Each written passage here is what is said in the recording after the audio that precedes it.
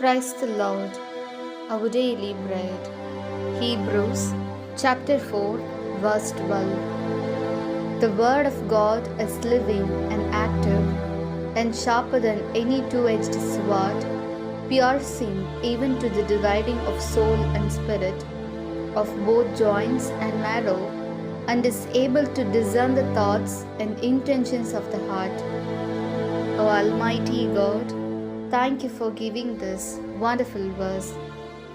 May your presence shower on us. O Father, your word is not just written words. It is great for giving life to others, energizing, sharpening our thinking when we sin. Therefore, let us live by thinking of your word as our life breath and never dusting it off. We ask this in the name of Jesus Christ. Amen. அன்றாட உணவு. எபிரேயர் அதிகாரம் 4 இறை வார்த்தை 12.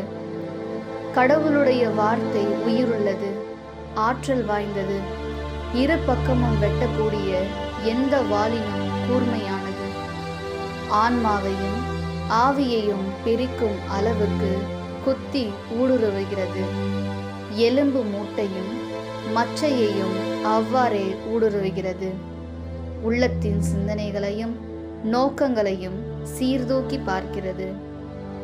அன்பின் தகப்பனே, இன்றைய நாளிலே இந்த இறை மன்னாவை கொடுத்ததற்காக நன்றி ஆண்டவரே.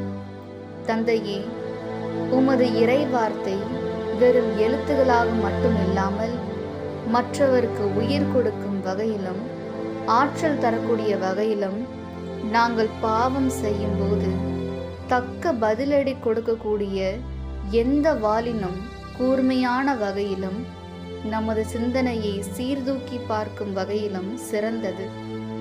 எனவே உமது வார்த்தையை ஒருபோதும் தூசிக்காமல் எங்கள் உயிர் மூச்சாக நினைத்து வாழ வரமருளும். ஆமென். അന്നുള്ള ഭോജനം.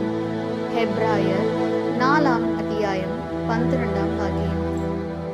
ദൈവത്തിൻ്റെ വചനം സജീവവും ഊർജ്ജസ്വലവുമാണ്, ഇരുതല വാളിനേക്കാൾ മൂർച്ചയേറിയതും சேதனையிலும் ആത്മാവിലും സന്ധി ബന്ധങ്ങളിലും മജ്ജയിലും തുലച്ചു കയറി ഹൃദയത്തിൻ്റെ വിചാരങ്ങളെയും നിഗയാഗങ്ങളെയും വിശേഷിക്കുന്നതുമാണ്. ദൈവമേ, അങ്ങയുടെ വചനം ഞങ്ങൾക്ക് ശക്തിയും ജീവനും നൽകുന്നതും ഞങ്ങളുടെ ചിന്തകളെ നയിക്കുന്നതും ഞങ്ങളുടെ മജ്ജയിലും ആത്മാവിലും തുലച്ചു കരയുന്നതുമാണ്. അങ്ങയുടെ വചനത്തിൽ വിശ്വസിച്ച് വചനം അനുസരിച്ച് വിശുദ്ധിയിൽ ജീവിക്കുവാൻ ഞങ്ങളെ അനുഗ്രഹിക്കണമേ. ആമേൻ.